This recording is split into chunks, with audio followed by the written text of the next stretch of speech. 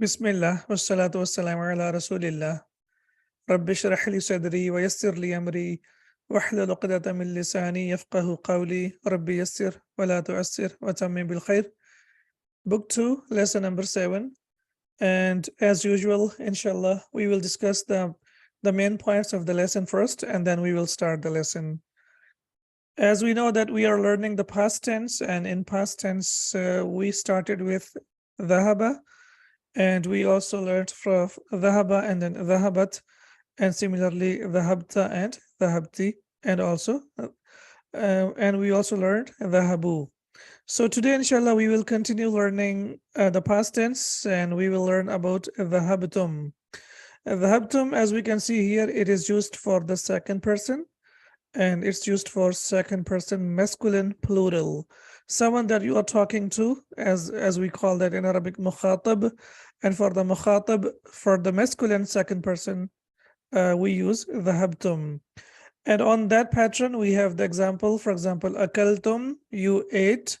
So on this pattern, like dhahabtum, we have learned like the verbs like nasara, daraba, fataha, and samia. So you can make nasartum, similarly darabtum, sami'tum, and jalastum, and all the verbs that we have learned, you can make the conjugation based on this pattern. So you want to say, what did you eat, brothers? So you will say, Mada akaltum ya ikhwanu. So why do we say ya ikhwanu? Because we are talking to the second person masculine plural. So we say Mada akaltum ya ikhwanu. And when we talk about the second person feminine plural, then we use the verb that is used is on the pattern of dhahabtunna. As we know that dhahaba is the main verb or the base verb that has been used by Sheikh to teach verbs. So we will keep dhahaba as our base verb, and then on that pattern, inshallah, we will learn the different forms of the past tense. Dhahabtunna, you all went for the feminine, and on this pattern we have the verb like qara'a, and from qara'a, qara'tunna, you read. Did you read this magazine, sisters, or oh sisters? Aqra'tunna hadhihi al-majallata ya akhawatu. So we have as we can see here, so we have the second person masculine plural, and the verb is dhahabtum, and for the second person feminine plural, the verb is dhahabtunna. And when we want to talk about first person plural, like we, and you want to say we went, so we have dhahabna, and we can see over here that this here we have to prolong the alif for 2 seconds. Dhahabna, and on that pattern we have the verb sami'na, we heard. And if you want to say we did not hear the adhan, so you say ma sami'na al-adhana, we did not hear the adhan. As we know that ma is used for negation in the past tense. So if you want to negate the past tense, we simply use ma, and then after that we use the past tense. Ma sami'na al-adhana, we did not hear the adhan. Now, please look at the difference between when we talk about the second person and second person feminine plural. It is dhahabna, right? Dhahabna, they went. So we say dhahabna, they went, and it is third person feminine plural. But if we want to say we went, so we will say dhahabna. So it's very, very important, especially when we are reciting the Quran.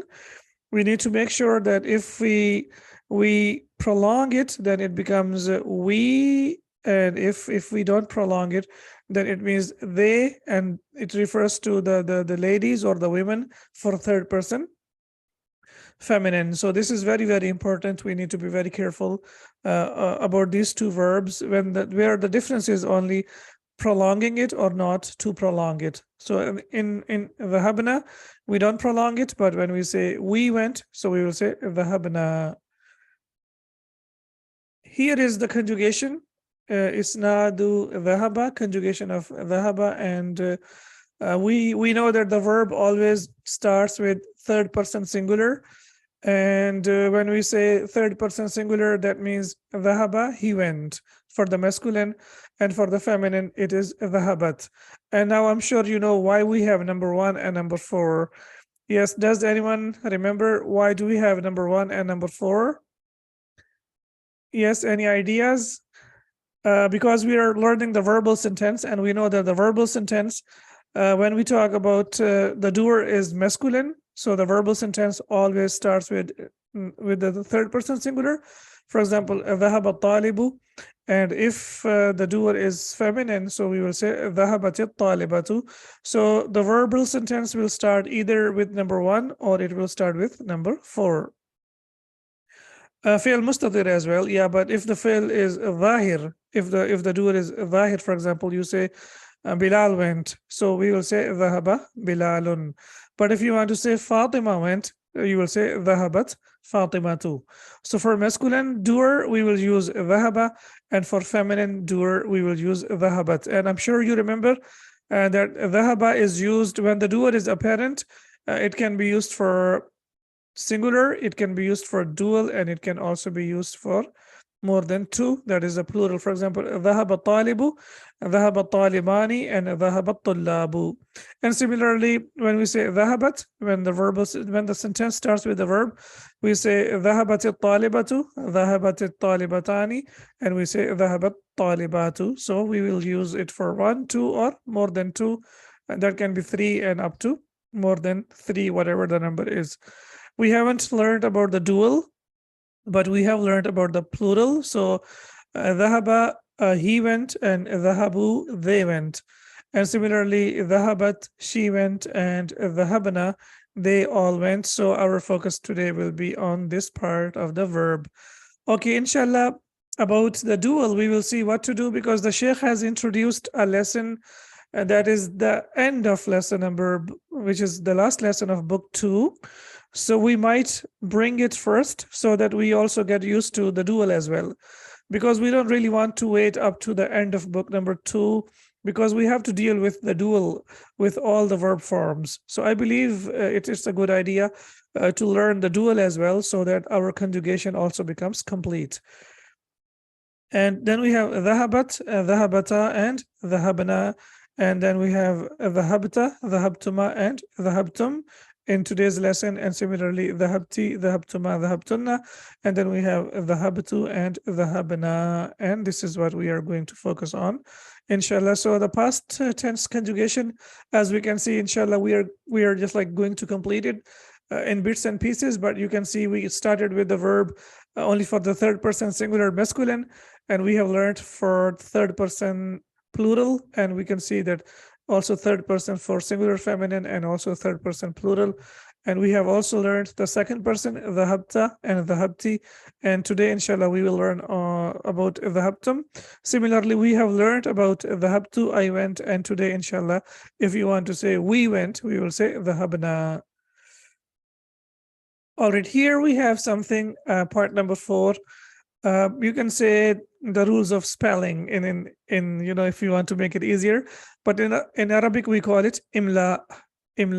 Okay, so the rules of imla. So we can see that when we connect a sakin, we have learned in book number 1 as well. In book number 1, lesson number 5, we have learned that when we connect sakin to a noun that starts with hamzatul wasl or with al, we connect it with kasra. For example, we say dhahabat, but when we want to connect it, we will say dhahabatit talibatu. So we will put kasra, right? And we have done so many examples of this, and we know that whenever we have, especially the instructions of the lesson, iqra il mithala, imla al faragha. So all the examples that we have done, I have explained it several times that whenever we connect sakin with kasra, right? However, we have learned that there is an exception. Do you remember the exception? Let me see who remembers the exception of connecting. Can we connect sakin with fatha? Can we do that? Okay, yes, min. If you want to connect min, how will you connect it? We know that min is sakin, the ending is sakin. But if you want to connect it with a noun that starts with hamzat al-wasl, so how will you connect it? Does anyone remember? Min is always connected with fatha. Min is connected with fatha, so we say min Allahi, so it will be connected with fatha. Okay, excellent. So that's our exception, as we can see over here, as you can say. So generally, you can say that in 95% of the cases, or even we can say, yeah, let's say 95% of the cases, we will connect with kasra. However, here is an exception where we have to connect with fatha. And today we will learn a little bit more, as you can say, let's say exceptions or more rules about connecting a sakin to Hamzat al-Wasl. So you can see over here that when meme is connected now, so we will learn about meme now, inshallah, connected to a noun that starts with Hamzat al-Wasl, it's connected with Dhamma. So meme has a different rule. For example, we say wa alaykum, so we know that the ending is sakin. But when you want to connect it with al, or when you want to connect it with Hamzat al-Wasl, we will connect it with Dhamma, so it becomes wa alaykumus salamu. So meme is the second exception, you can say, that whenever you connect meme with Hamzat al-Wasl, then it will be connected with Dhamma. Okay, that's the first exception with meme. There is a little bit more that we need to know. Here we are connecting meme to Hamzat al-Wasl. Okay, but what if we need to connect meme to an attached pronoun? So there is something that needs to be added. When meme is connected to an attached pronoun, so we know that first we have to add Dhamma, but after Dhamma, we have to also add an extra vowel.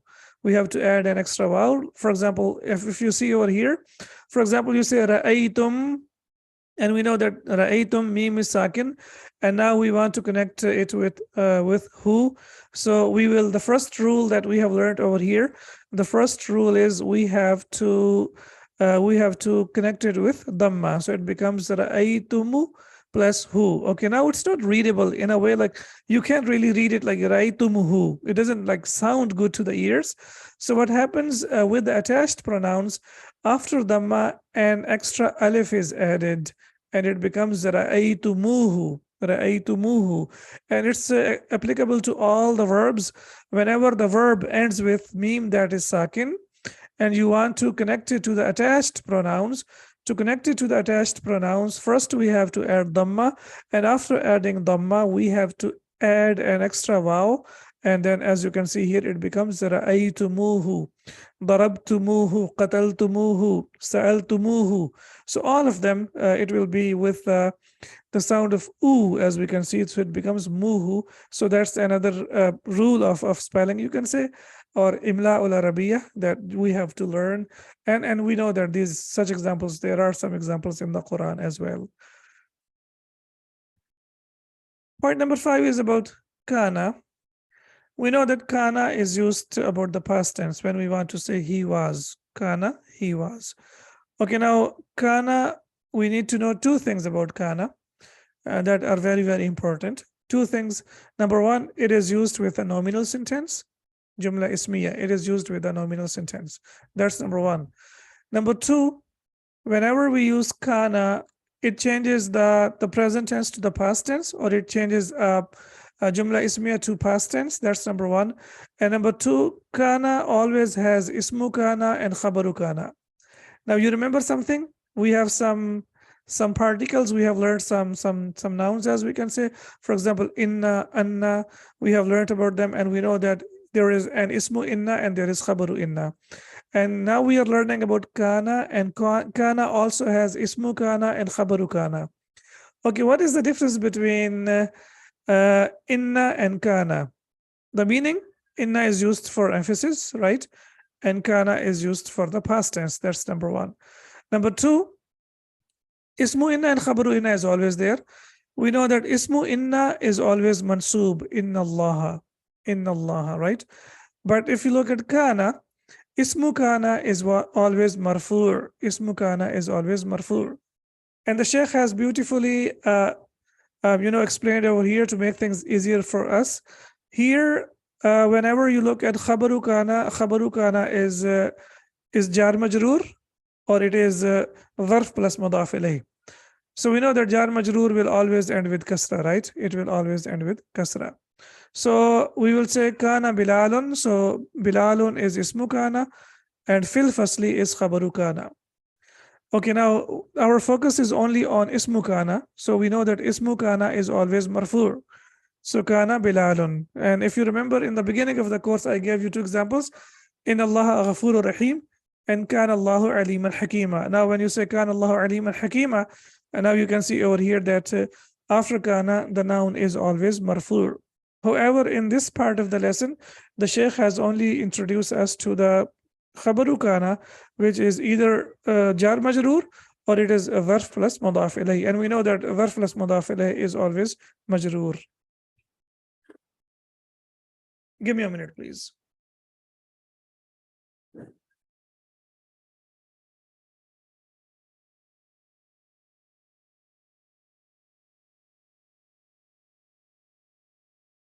Sure. Sure.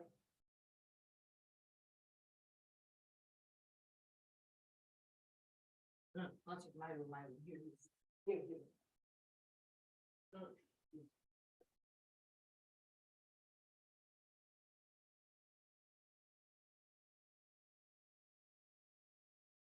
All right, so we say كان القلم تحت الكتاب. So the only thing that we need to focus over here is ismu kana is always marfu. Ismu kana is always marfu. And here we know that jar majroor, we know that we can't help it because the ending has to be always majroor. But inshallah, when we'll proceed further in the course, you will see that we will also have khabaru kana, and that can be a noun, and it's not jar majroor or it's not zarf plus mudaf ilayh. And we know that when we talk about the feminine, for example, Zainabu, so for the feminine, Zainabu fil matbakhi, Zainab is in the kitchen. And if you want to say Zainab was in the kitchen, of course, now we have to make sure that we say kanat Zainabu, because as we know that the verb changes according to the doer. So if the doer is masculine, we will say kana, and if the doer is feminine, then we will say kanat. As we can see here, kanat Zainabu fil matbakhi.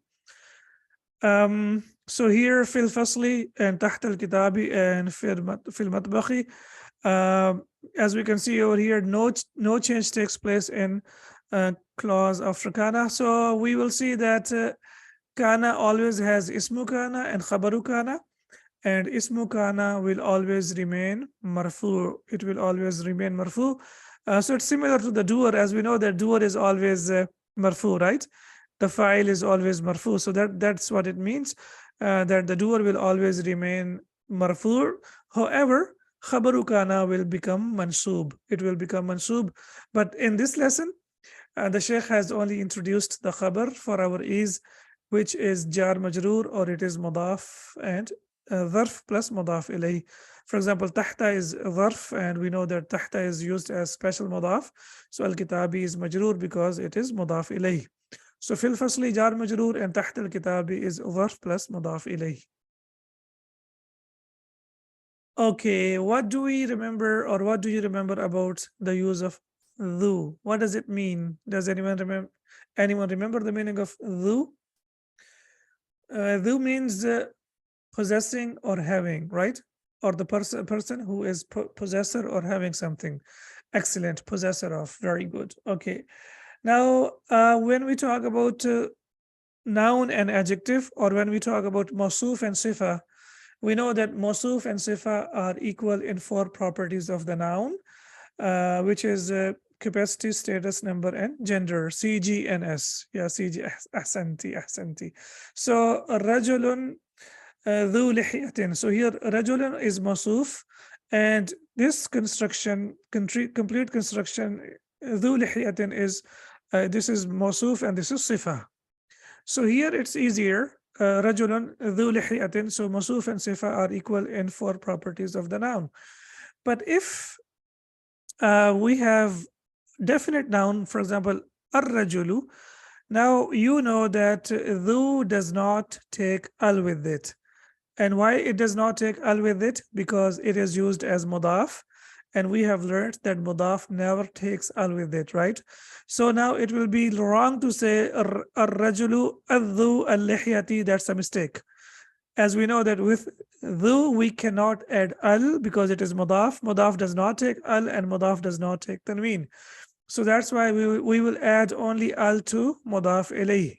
So it becomes ar-rajulu dhul lihyati. Ar-rajulu dhul lihyati. So here ar-rajulu is masuf and dhul lihyati is sifa. Masuf and sifa. And here rajulun is masuf and dhul lihyatin is sifa. And why lihyatin and lihya is majroor? Because dhu is used as special mudaf. I think that's the way that we should learn, but in case you find it difficult, so the easy way is if a noun before dhu doesn't have al, then the noun after that will not have al. That's just to make things easier for us. No al, no al. And if the noun before dhu has al, then the noun after dhu will take al. That's the easier way, which I don't recommend, but in case you want to learn it in the easier way, then you can say that. And in the proper way, I have already explained it to you. So in rajulun dhu lihyatin, the mudaf ilayh remains indefinite, so it remains indefinite. But when we say ar-rajulu dhu lihyati, then it becomes definite, as I explained earlier. So when you say indi kitabun dhu ghilafin jamilin, so I have a book with a beautiful cover. So indi kitabun, so kitabun mawsuf and dhu ghilafin is sifa. Similarly, you say al-kitabu dhul ghilafil jamili ghalin. Al-kitabu will be masuf and dhul ghilafil jamili will be sifa. And as we know, ghalin means expensive, and that will be. So this part you can make it mubtada, and ghalin you can make it khabar. So the book with beautiful cover is expensive. You know that when we have to add is rm. So wherever you can add is rm, the first part before is rm will be mubtada, and the second part after is rm will be khabar. So I hope inshallah this is also clear. I hope so. If you have any question, please let me know. Okay, so we proceed further, and the same rule as I have explained earlier, that whenever we have a noun or a verb, please remember whether it is a noun or a verb. For example, baytukum, it's attached pronoun. Baytukum, kum is attached pronoun, mudaf mudaf ilayh. But ra'aytum, which last sentence on the previous slide? Yes. Yes, okay. Al-kitabu dhul ghilaf al-jamili ghalin. The book with a beautiful cover is expensive. All right. Do you have any question?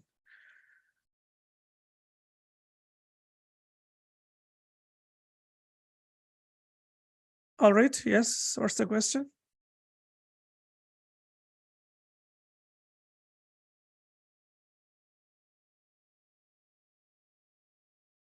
All right. In case you're on mute, you can ask me after we complete the class, inshallah. La dhu does not mean is. It means possessor, having. When you have something, when you possess something, that means dhu. The reason why we have is rm here because it's a nominal sentence.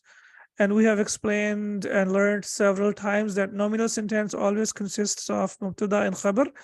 And whenever mubtada and khabar are put together, we get the meaning of is rm. For example, you want to say ana talibun. So you say I am a student. So how do we get the meaning of I am? We put the indefinite noun and indefinite noun together. So when you put definite and indefinite noun together, we get the meaning of is rm. And similarly here we have definite noun and indefinite noun together, so that's why we have the meaning of is. The book with beautiful cover is expensive. I hope inshallah it's clear now. So whenever we have a noun plus a verb that ends with meme, and you want to connect it, you have to connect it with dhamma. We have learned it already. So baytukum, and you want to say your new house, you will say baytukumul jadidu. Ra'aytum is a verb, and when you want to connect a verb with al, you have to also connect it with dhamma. Ara'aytumul imama. So whether it's a noun or it's a verb, when the meme is sakin and you want to connect it with al or hamzatul wasl, you have to connect it with dhamma. Kitabuhum, and when you want to say their old book, so you will say kitabuhumul qadimu. And if you have ibnahu, as we know that ibn hamza is hamzatul wasl, so you will say as'altu mubnahu. Asa'altu mubnahu. Now, in modern standard Arabic, we don't really need to focus on this. You can also say asa'altum ibnahu, as the Arabs do. But when it comes to Quran, then we have to make sure that we follow the rules of the tajweed. And over there, we have to connect it with, if we need to connect mim with ibnun, then we have to connect it with dhamma, and hamza is hamzatul wasl. So when we connect it, we don't pronounce it. Asa'altu mubnahu, asa'altu mubnahu. Abshir. Simply, it's a polite way of saying yes. Okay. Abshiru bil Jannah. That's also that it literally means rejoice the good news of Jannah, inshallah. So if but in Arabic also, when you want to say yes, okay, or when you want to say okay, of course I'll do that, don't worry about that. So you can simply say in a beautiful way to say someone in affirmative, you can simply say abshir. Okay, abshir. So please get me a glass of water. Abshir. Can you help me with this question? Abshir. Okay. Will you come with me to the library? Abshir. So anything where you have to give a polite and beautiful positive answer, it's not negative, it's positive answer. So you will say Abshir. Thuluthun is the pattern, which is when we talk about the fractions like 1/3, 1/4, 1/5, and 1/6. This pattern is used for the fractions. In fact, the pattern that is used for the fraction is fu'lun, and you can see that fu'lun is used where as ainul kalima is sakin. However, you have two exceptions. When you want to say 1/3 and when you want to say 1/6, then the ainul kalima will take dhamma. Ainul kalima will take dhamma. So when you want to say 1/3, you will say thuluthun. If you want to say 1/6, you will say sudusun. But if you want to say 1/5, you will say khumsun. If you want to say 1/4, you will say rub'un. So 1/3 and 1/6, they are exceptions, whereas 1/3 and 1/6 are exceptions where ainul kalima takes dhamma. But when you talk about 1/4, 1/5, 1/7, 1/8, and 1/9, then ainul kalima will be sakin. So this is one of the patterns, inshallah, and we will learn in detail when we do the exercises. Here, this lesson has some other rules that you also need to know. This is something a little bit extra, which I have for you. So inshallah, I want you and myself to learn and teach Arabic in a way where inshallah we try our level best to cover almost everything, not completely, but almost everything. So whatever Sheikh has introduced to us, we would like to see and try to discuss about it in detail. First, we have seen the rules of connecting word to the other word, and here is another rule. If a word ends with alif maqsura, and after that you have attached pronoun, then alif maqsura changes into regular alif. For example, shafa, as we can see here, it ends with alif maqsura. Similarly, in the Quran, we have asa, that means stick. And after that, we have attached pronoun hu. So it will be written like asa hu, his stick. So it will change into alif maqsura, will change into alif layina, or the regular alif, it will change into regular alif. So shafa plus hu, shafahu, and we say shafahullahu, may Allah cure him. And similarly, when you have ra'a, and as you can see over here, that before alif maqsura, what do we have? Hamza. And here we have alif.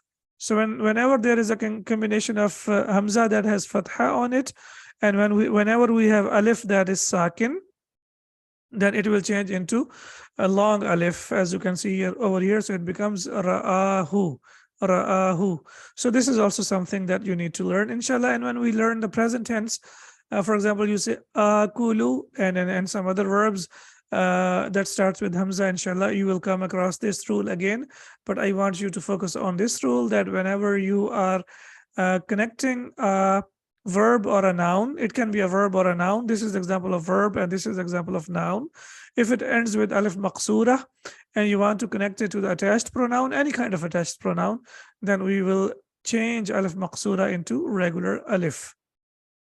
The verbs, we have started the verb dhahaba, and there are some categories of the verbs, and the first category that you will come across in the weak verbs means that they have in the root letter, they have either waw or ya. So the weak verbs, the first category of the weak verbs that start with the verbs, they start with waw. So for example, wajada, he found; wahaba, he granted; wada'a, he put. So inshallah, when you learn the verbs in detail, you will come to know about it. So this category, that the verbs that start with waw are called mithal. You only need to know the name that they are called mithal, nothing else about that. Wajada, so the verbs, all the verbs that start with waw, they are called mithal. And these are the weak verbs. Then we always have every verb has a verbal noun, and the verbal noun is called masdar. It is called masdar. For example, we say nasara yansuru nasran, daraba yadribu darban, sami'a yasma'u sam'an. So masdar in Arabic is very, very important.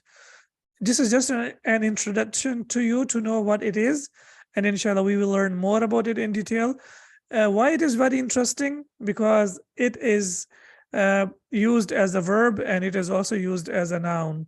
So it can be translated as visit or to visit or visiting. For example, you say, please visit me. Please visit me. Masdar means past, present, and future. La masdar is okay. You can say past, present, and future. Yeah, that's the possibility. Or it's simply the present, or it is like it gives the meaning of the verb and also it gives the meaning of the noun. As I was going to say, please visit me, and also I'm going to visit my friend, and thanks for visiting us. Thanks for visiting us. Zara yazuru ziyaratan. So we have here Zara, and we will learn more about it in detail. Zara yazuru ziyaratan, because we will have ziyaratun in the lesson. So that's why I want you to just come to know. The only thing I want you to know is the terminology that we are getting introduced to. Please don't focus about or don't bother about anything else, like what mithal is and what masdar is. Just you need to know that these are the things that exist in the Arabic language, and inshallah we will discuss about everything in detail in book number 2. If you talk about this course, in this course my favorite book is book number 2. And you know that like in the beginning things look like difficult or they look easier sometimes. In the middle things become like a little bit messy, and in the end the things become like easier or things become very clearer. So the middle is always something where we need to focus more. So this book consists of lots of beautiful information, and most of it is about the verb. So that's why we need to learn this book in detail. And inshallah, if you're able to master this book, inshallah, Allah knows the best, but you're almost able to master most of the Arabic language, inshallah. So we have learned that the verb that starts with waw is called mithal, and also every verb has a masdar, and masdar can be translated as visit or to visit or visiting. I only want you to focus on the meaning. As I said, please visit me, thanks, I want you to visit me, and thanks for visiting us. So you can see that we can use it in the same way, and inshallah when we do the lesson you will see how it is used in the lesson by the Sheikh. And similarly, we have something that is called ismul alah, that's called the noun of instrument. It has only very few awzan, I guess only 4, and one of them is mif'alatun, which is miknasatun. So any word that you find on this pattern, it will be ismul alah. So now the difference is very minute. For example, if mim has fatha, it will be maf'alatun. So if mim has fatha, that will be used for the adverb of place. For example, you say maktabatun, madrasatun. So that will become the is dharf al makan. But when you have mim has kasra, then it becomes ismul ala, that is called noun of instrument. And in the lesson we have miknasatun. In the Quran, there is only one noun that is used in the Quran that is on the pattern of miknasatun is minsaatun. That is like the insect that was eating the stick of, I believe, Ayyub alayhi salam. I hope so. So that is min sa'atun. There's only one verb that's used in the Quran. Noun, sorry, that's used in the Quran. However, there are many verbs or nouns that we will learn, inshallah, that are on the pattern of mif'alatun. And similarly, there is one pattern of adverb of place that is maf'alun. So the difference you will see between the noun of instrument, ismul ala, and dharf, the difference will be meme, when meme has fatha, when meme has Sulaiman alayhi salam. Are you sure? When meme has fatha, I don't really remember. May Allah forgive our shortcomings. ربنا لا تؤاخذنا إن نسينا أو أخطأنا. So maf'alun. So when meme has fatha, then it will be on the pattern of maf'alun, and it is used for adverb of place. Mal'abun, matbakhun. Matbakh we have learned in book number 1, right? And similarly, when you talk about the colors for the masculine, the colors for the masculine, they come on the pattern of af'alu. Af'alu, for example, ahmaru, asfaru, aswadu, akhdaru, all the patterns of the colors for the masculine colors, because colors are also masculine and feminine. So the colors always come for the masculine, they come on the pattern of af'alu, and we know that any noun that comes on the pattern of af'alu is mamnu min as-sarf, that does not accept tanween. Subhanaka Allahumma wa bihamdika ashhadu an la ilaha illa anta astaghfiruka wa atubu ilaik. Assalamu alaikum wa rahmatullahi wa barakatuh.